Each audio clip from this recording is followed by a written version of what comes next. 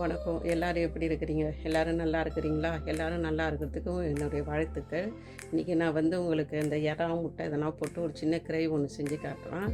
வாங்க, அதுக்கு என்ன தேவை, எப்படி செய்யலான்னு பார்ப்போம். அதுக்கு என்ன தேவைன்னாக்கா 2 டேபிள் ஸ்பூன் எண்ணெய், கொஞ்சம் தாளிக்கிறதுக்கு பெருஞ்சீரகம் ஒரு 1/2 டீஸ்பூன் எடுத்துருக்குறேன். இந்த வாசனை பொருளுக்கு 2 இலை, ஒரு ஸ்டாரு, 2 துண்டு பட்டை, 6 கிராம் எடுத்துருக்குறேன். கொஞ்சோண்டு கருவேப்பிலை, 3 வெங்காயம், மீடியம் சைஸு 3 வெங்காயம், 2 தக்காளி பழம், இந்த அரைச்ச தக்காளி சோஸு பாட்டிலில் இருக்குங்கள அது, இல்லைன்னா நீங்கள் 2 தக்காளி கூட இந்த மாதிரி அரைச்சி கூட வச்சுக்கலாம். 2 டீஸ்பூன் இஞ்சி பூண்டு விழுது,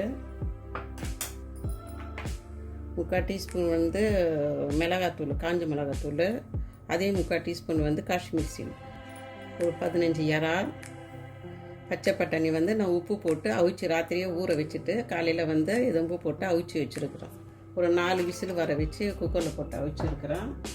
உங்கள் தேவைக்கான முட்டை. இப்போ நான் இது ஒரு 6 பேர் சாப்பிட்ற அளவுக்கு நான் செய்கிறேன். உங்களுக்கு வேணும்னாக்கா அதை அப்படியே குறைச்சிக்கோங்க. ஒரு 3 பேர் சாப்பிட்ணுன்னாக்கா நான் சொல்கிற அளவில் அப்படியே குறைச்சிக்கோங்க. 2 உருளைக்கிழங்கு, அதுக்கப்புறம் கொஞ்சம் கொத்தமல்லி கீரை போடணும். பாருங்க, தெரிஞ்சிடும் போட்டுக்கிறேன்.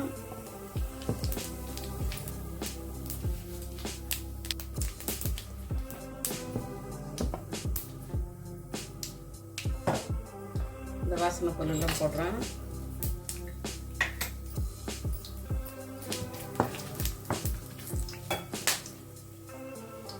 கருவேப்பிலை,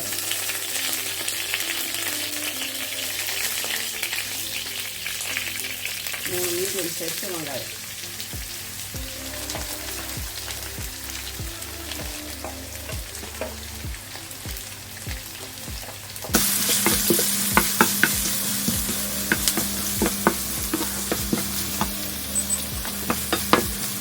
கொஞ்சம் அனல் அதிகமாக வச்சுருக்கிறோம்.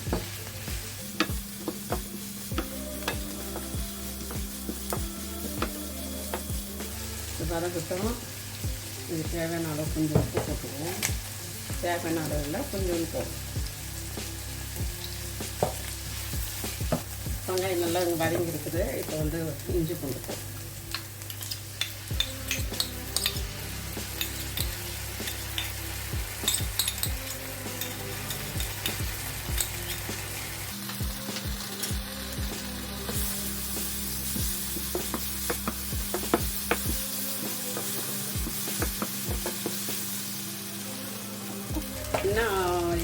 கிரேவின்னு சொல்லிட்டு நீ யாராவது உம்மோண்டு வச்சுக்கிறேன்னு நினைக்காதீங்க. இதை நான் வேறு ஒன்று செய்கிறதுக்காக எடுத்தாலும் கொஞ்சம் இறா குழம்பு செஞ்சுட்டு இப்போ சரின்னு சொல்லிட்டு மாற்றிட்டேன். நான் சரி இந்த மாதிரி செய்யலாம்னு சொல்லிட்டு மாற்றிட்டேன்.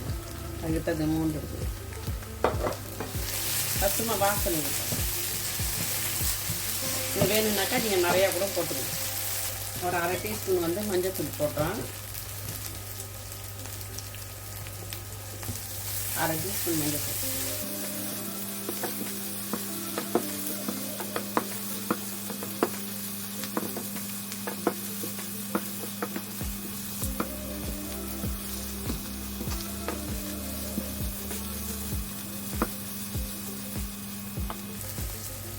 மிளகாத்தூள் போடுறோம்.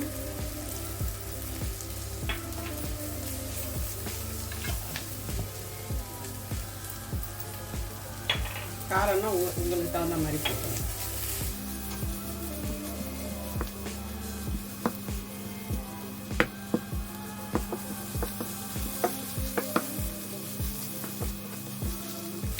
இப்போ 2 தக்காளி,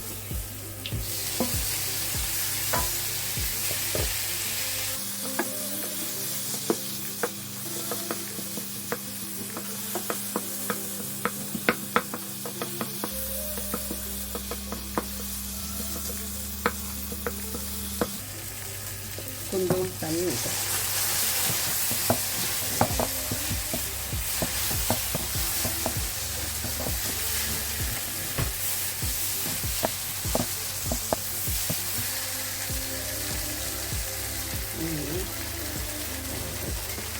மூணு டேபிள் ஸ்பூன் டொமேட்டோ சோஸ்,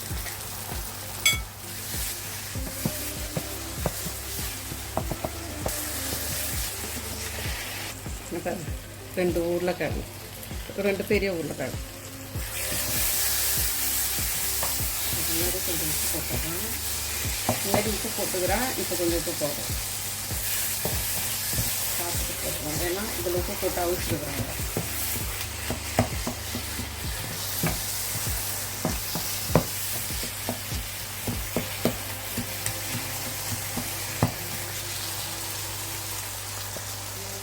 ரெண்டு உருளைக்கிழங்கு போடுறோம். இந்த உருளைக்கிழங்கு வேகட்டும். இந்த இறா வந்து ஃப்ரெஞ்சு கடையில் வாங்கினது, அதனால அவங்க அவிச்சு தான் விற்பாங்க. நம்ம ஊர் இறாவாக இருந்துச்சுனாக்கா இப்பயே போட்டு விட்ருங்க. இது அவிச்சுது, இதுவும் அவிச்சுது. அப்போ அதனால் இதெல்லாம் இப்போ போடணும்னு கிடையாது. முட்டையும் அவிச்சுது இல்லையா, அப்போ உங்களுக்கு முன்னே வேகட்டும். வெந்ததுக்கப்புறம் அது எல்லாத்தையும் போடலாம்.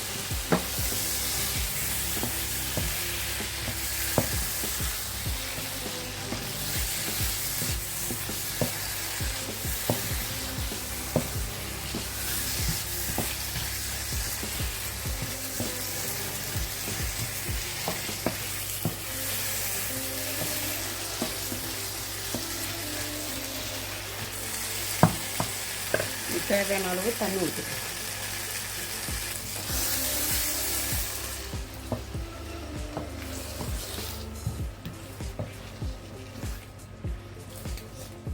ஒரு கப்பு தண்ணி. காரம் வேணும்னா உங்களுக்கு குறைச்சிக்குங்க, ஏன்னா நம்ம இந்த இதெல்லாம் போடுறதுனால கொஞ்சம் காரமாக போட்டுக்கிறோம். காஷ்மீரி சில்லி வந்து உங்களுக்கு காரம் அவ்வளோ காரமாக இருக்காது, சும்மா அது கலருக்கு. உப்பு பத்தில் உப்பு போட்டுக்கிறோம்.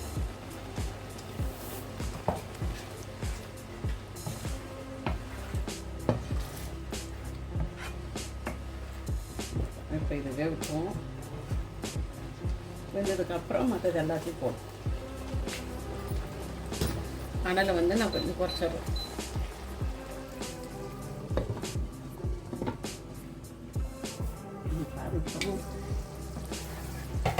உருளைக்கிழங்கு வெந்துருச்சுன்னா அதில் கூட முக்காது வெந்துருச்சுன்னா போடும்.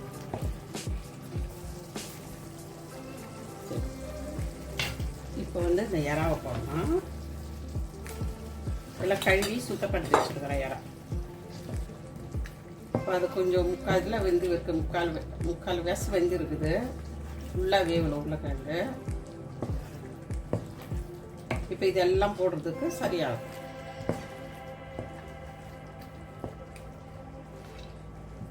பட்டாணி போடலாம். அதே மாதிரி பட்டாணி நம்ம வேக வைக்கிறோம்னாக்கா,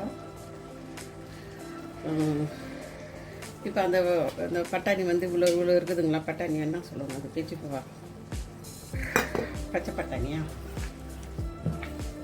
குக்கரில் இவ்வளோ இருக்குதுன்னு வச்சிங்களா. இவ்வளோ இருக்குதுனாக்கா, நல்லா ஃபுல்லாக இருக்குதுனாக்கா அதில் பாதி தான் நம்ம தண்ணி ஊற்றணும். இவ்வளோ தான் தண்ணி ஊற்றணும், ஃபுல்லாக ஊற்றக்கூடாது. ஃபுல்லாக ஊற்றினீங்கனாக்கா அதை வெந்ததுக்கப்புறம் வந்து அதில் தண்ணி நிற்கும், அதை நம்ம வேஸ்ட்டாக ஆகிக்கணும் இல்லையா. அதனால ஃபுல்லாக ஊற்றாதீங்க. பாதி ஊற்றினீங்கனாக்கா 4 சவுண்டு எடுத்தது இறக்குனாக்கா அது சரியாக இருக்கும். அடியும் பிடிக்காது, தண்ணி அதுவாக இருக்கும். ஆனால் சில்வர் குக்கரில் போடாத, அலுமினியம் குக்கரில் போடணும். சில்வர் குக்கரில் போட்டிங்கனாக்கா இல்லை, அது எப்படின்னா, ஆனால் அதில் பெரும்பாலும் அடி தான் பிடிக்கும்.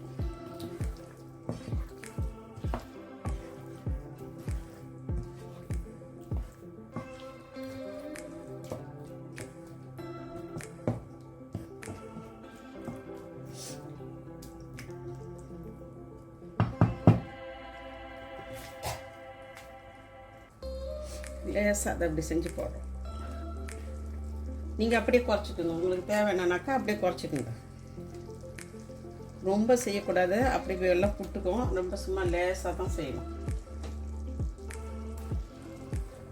உங்களுக்கு இந்த மாதிரி வேணாம், குழம்பு மாதிரி வேணும்னாக்கா இதில் அப்படியே கொஞ்சம் தண்ணி ஆக்கிட்டு தேங்காய் பால் ஊற்றுவோம். தேங்காவோ இல்லை தேங்காய் பால் ஊற்றுவோம் குழம்பு மாதிரி வேணும்னா. இப்போ இதில் அப்படியே தண்ணி ஊற்றி நீங்கள் கொதிக்க வச்சு தேங்காய் பால் ஊற்றினீங்கன்னா அது பேர் வந்து அசாது. எங்கள் வீட்டில் இதே மாதிரி தான் செய்வாங்க அசாது. இந்த பச்சை பட்டாணி போட மாட்டாங்க. மற்றபடி எல்லாம் இதே மாதிரி செஞ்சுட்டு தேங்காய் பால் ஊற்றி விட்ருவாங்க. அதுதான் அசாது. அதையும் நாளைக்கு நான் செஞ்சு காட்டுறேன். இப்போது அப்படியே இருக்கட்டும் கொஞ்சம் நேரம்.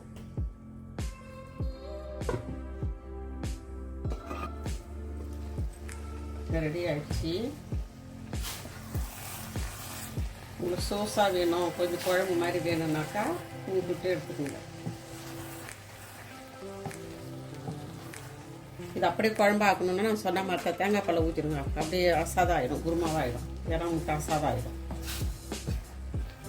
இப்படி வேணுனாக்கா அப்படியே நல்லா கொஞ்சம் சுண்டை வச்சு இந்த மாதிரி சாப்பிடணும்.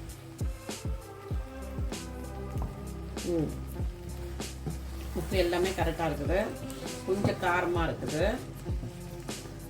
இதில் கொஞ்சம் தேங்காய் பால் ஊற்றிட்டாக்கா காரம் போயிடும். எங்களுக்கு வேணாம், நம்ம குழம்ப சாப்பிட்றல, இப்படி தான் சாப்பிடணும். இப்போ இதில் வந்து கொத்தமல்லி கீரை போட்டோம்.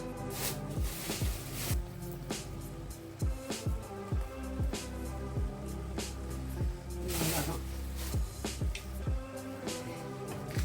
இறா முட்டை உருளைக்கிழங்கு பச்சை பட்டாணி கிரேவி உங்களுக்கு பிடிச்சிருக்கும்னு நினைக்கிறேன். நீங்களும் இந்த மாதிரி செஞ்சு சாப்பிடுங்க. எல்லாருமே சந்தோஷமாக ஆரோக்கியமாக இருங்க. அடுத்த வீடியோவில் பார்ப்போம். பாய்.